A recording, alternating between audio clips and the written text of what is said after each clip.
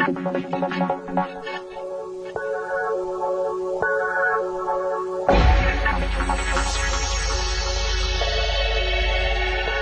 is not a test.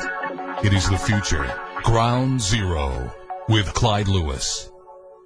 Tell me I may have too much time on my hands. I just turned 47 years old on the 22nd of February, and I had plenty of time to sit and contemplate my life. My sister sent me a picture of me when I was 12 years old, and it took me back to 1976. And I was thinking about the bicentennial. We just were getting a new president. We had said, thank the Lord we're voting in this new guy with a big smile on his face. He's articulate. He doesn't bumble around like Gerald Ford, and he's not a jerk like Nixon. Boy, anything's better than Nixon and Ford. Sound familiar? Well, that's exactly where we are now. We are here at the same time, same place. Anything's better than Bush, right? That's what we were told.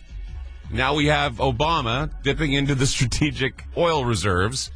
And we are at, we were talking about the Libyans back then when I was a kid. Cheaper crude or no more food. All those things were being said. And it seems like we're doing it again. But this time it's a lot worse. And the reason why it's a lot worse is because we put too much power. We have too much of our own. We're putting too much pressure on the power grid. Power grid, the energy it takes, and we use oil for that energy. My guest, Michael Ruppert, tonight, he talked about peak oil. He wrote a book called Crossing the Rubicon in a movie called Collapse, and tonight we have him on the program. Very privileged to have him on the program. I want, Michael, and one of the things that you've done that's very, I think, amazing. In my audience, a lot of people know who you are, but I'm sure a lot of people who are listening to me tonight don't know who you are. Mm-hmm. Could you do your rundown of what we use oil for besides putting it in our cars? That's the thing that just... When you did that, I don't know. When you did that, when I saw you speak in person, I was just like, I took that all for granted. I forgot that that's what we use it for. We use it for every piece of plastic in the world is made out of oil. Period. All pesticides for commercial agriculture are made from oil. Oil is used in cosmetics, in pharmaceuticals. There are massive drug shortages around the country. Part of that has to do with the price of oil. Oil is used in resins and epoxies and paints, and it's used to make foam. It's used to make shampoo. Oil is ubiquitous in our society, but I think probably the most important thing for people to understand is that there are 10 calories of hydrocarbon energy in every calorie of food that we eat in the industrialized world, unless you happen to be gardening for yourself into permaculture, and self-sustaining that way. But the human population has expanded by 5.5 billion people since the discovery of oil, exclusively as a result of oil. Therefore, if you take away the oil, or if the oil diminishes, the food supply diminishes, and voila, that's exactly where we are right now. Yeah, it's amazing. You were talking also, you were saying things like, you did a graph that was just amazing where you showed how our lifespan is actually increasing because of oil. Well, not for long.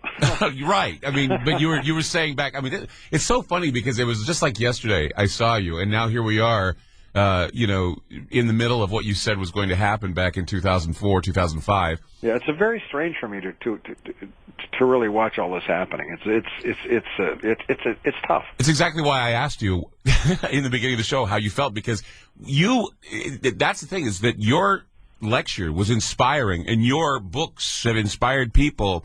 And this movie is amazing. This Collapse, it's available, on Netflix. It's available. You can watch it.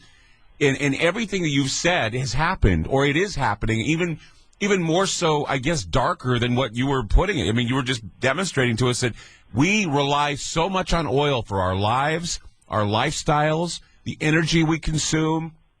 We have all these toys now. We have these iPhones, and we have the Xboxes, and we have the video players, and we have we're downloading things at rapid pace. That takes energy too. That takes oil, correct?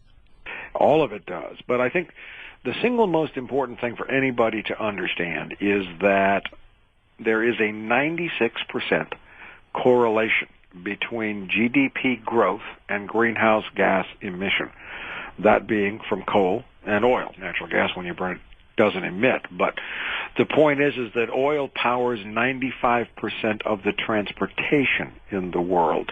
And there is no substitute. I've been saying that for years, and all the idiots like Amory Lovins and Jeremy Rifkin, who wrote a book, The Hydrogen, they were all smoking, asking us to smoke some really bad drugs, and they lied to us about what, and yet these lies were accepted by people complacently willing to believe that there was some kind of happy solution for all of this. There isn't.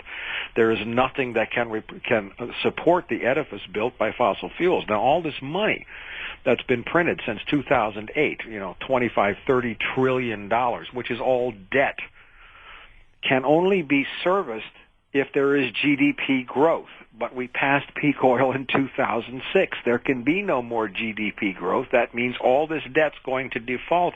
And we're watching that happen all over the world now. And we're certainly watching a blitzkrieg on collective bargaining all over the United States. And I've been predicting this very clearly since last October, November. All the events that are now happening in Wisconsin, Ohio, Indiana, New Jersey, Michigan, Florida. And we're going to see major states going bankrupt as soon as this bill gets through Congress, and the pensions are going to be gone, and you're going to see people in the streets here. This is not just an Arab revolution. This is a generational revolution, and it's global. It's going to hit here because my generation, the baby boomers, we've used everything up. There's nothing left. Right, and not only that, but not only are you guys, and I'm kind of part of it too because I'm on the tweening side of it all, are going to put a strain on the healthcare system. Congratulations. Not only that, but, if we do run out of oil, there's no oil to run the plastics that you use to help people in hospitals. We won't have that kind of manufacture to be done. Drugs will go up in price. Food will be sitting in trucks rotting because it can't be transported. And people will go, well, what happened? And they're going to blame it all on one politician. They're going to say it's all Obama's fault. They're going to say whoever's in power, it's their fault. When it's self-reliance that we need to take into consideration. We need to, start being more localized. I mean, we do things that are unheard of. I mean, when you can go and get an apple here in the Northwest, why is it I have to get it from Chile? Right. Well, yeah, that's a really good question. But then, of all places in the country, and I have to go back to the fact that I've been touring the country since the movie came out, certainly, and I've had a lot of travel before that, is that the Pacific Northwest is farther along in relocalization and moving toward local food production than pretty much any other region. Vermont's doing good, and and Northern Cal. I'm moving up to Sonoma County in Northern California soon. There are little pockets of that, but on the whole, civilization's screwed. Right, I agree. It just seems like unless we can be more self-reliant and we've got farmers markets here, that's great. We have people growing their own here, that's great. But then again, I've heard these rumors that maybe they're going to put a lot more pressure on local growers. They have to pass certain criteria because of the Monsantos of the world and the Codex Alimentarius of the world and whatever else is going to be going on there. They're going to limit how we grow. Do you hear anything about that? Well, yeah, I've actually been following that very closely at CollapseNet, and there was a big food safety bill which passed, I think, in December, maybe November. But there was an amendment specifically not targeting local food production for food intended to be consumed, I believe, within 250 miles of where it's grown, which is fine. That's what you want. You want food consumed within 100 miles of where it's grown. So that's politically a bridge too far. The government